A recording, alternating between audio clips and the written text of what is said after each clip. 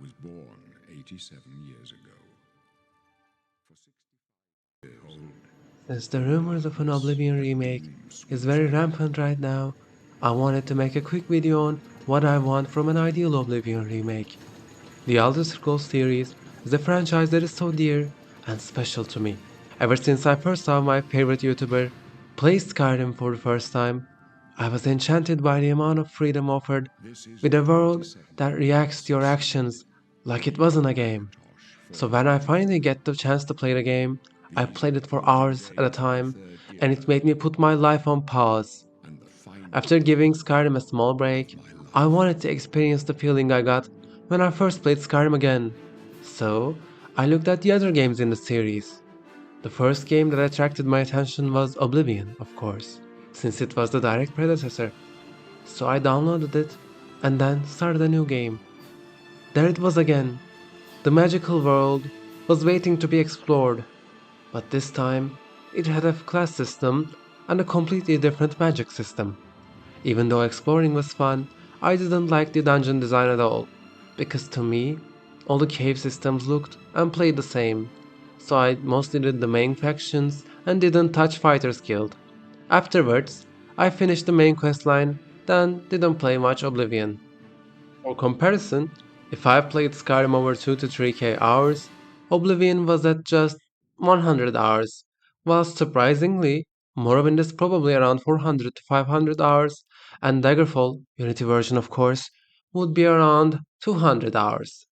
Yes, a 100 hours is very above average for a single player game, yet it is still my least played mainline Elder Scrolls game, aside from Arena of course. The biggest reason as to why that is the combat and the progression system. Playing Oblivion after level 10 becomes very boring, very fast, especially for me, because I hate planning how to level efficiently and just want to play and experience the game. After some level threshold, for me it was around level 10, the enemies become so bullet spongy to a point where a single zombie takes like 30 swings to kill with any kind of weapon. And another strange observation I had was that weapons all feel too weak, because no artifact deals as much damage as a random dagger at level 1 did in the late game. Even when I tried to mod some of the problems away, the game started crashing regularly. I haven't experienced anything like this in Skyrim or Morrowind, and these are all too sad for me, since Oblivion has one of the best guild questlines out of all main and Elder Scrolls games. And don't even get me started on the Shivering Isles DLC. That DLC is on a whole another level. All these combined makes Oblivion a game where I want to get into and experience so much, but the combat and the level design, especially of caves, holds me back from starting another playthrough. So I was very excited for Sky Oblivion to be released. It seemed like just the perfect version for me to play. But then, rumors of an official Oblivion remake started coming up. So I wanted to make a video on a perfect Oblivion remake, of course, for me. Let's start with the character creation system. Everybody knows about the famous Oblivion character creation, and I believe we should keep it mostly as is to preserve the ability to make crazy looking characters, which is, as I've said, is a part of what makes Oblivion, No, he well, Oblivion. is not one of them. But I also He think can for help newer us. players, He it would must be help nice to us. make it easier They for cannot players to make normal understand looking why I trust characters. you. They've not seen When it comes how to listen. classes, I don't think any change is necessary, since I never had any problems with the class system, but I believe that small changes to birth signs to make bad ones a bit more useful would be a nice change. I personally Besides, believe that there are only 4 useful birth signs, and I can most definitely say that especially it, the Atronex sign is broken and can be abused by any class just for the spell You may as well absorption. make. The lady and the warrior is useful for acquiring a Stick high close and health let us do our pool, job. and finally the thief for getting a high luck stat early on. The rest should be reworked or improved to compete. And there comes the biggest issue of the game, the leveling problem.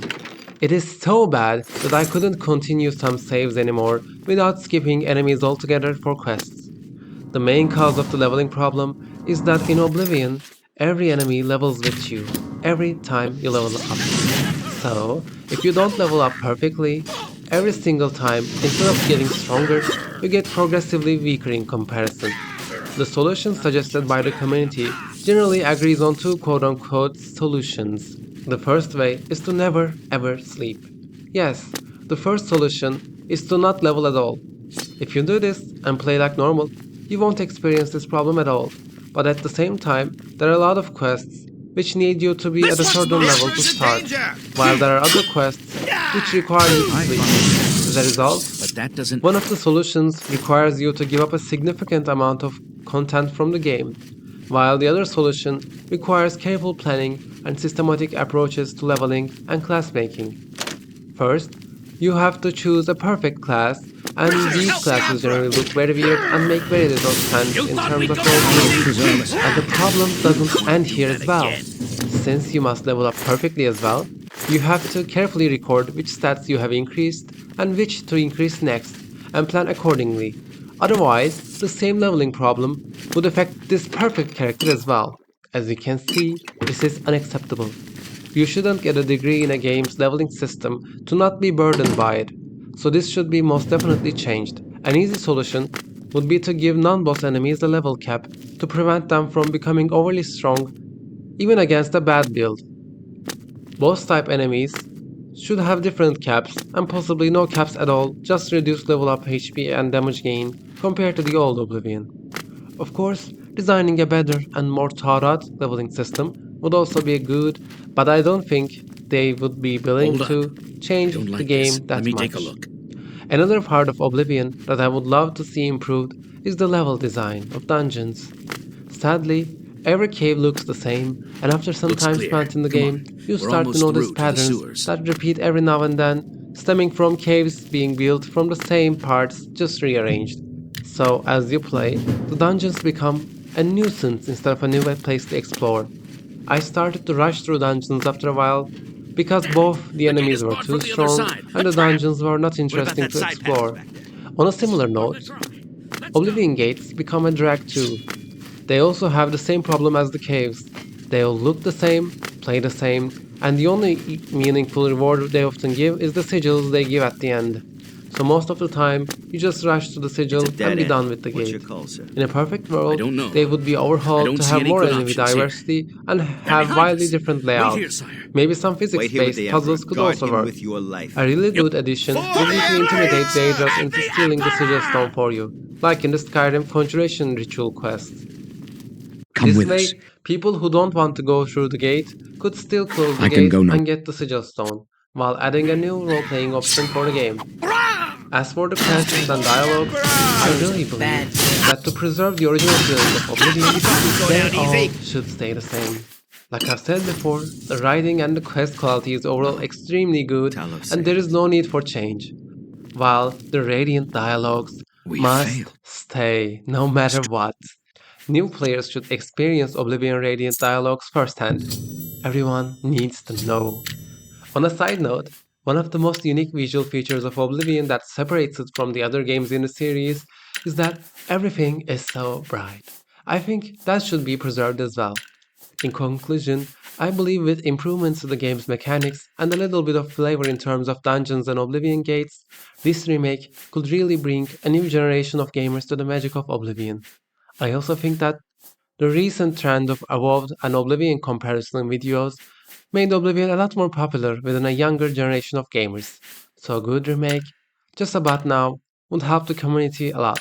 Thank you for watching until the end. I would appreciate it if you liked the video and subscribe to the channel. Also, I plan on doing more of a gaming news style videos. Let me know if you would like to see that kind of content. Thanks for watching. Really?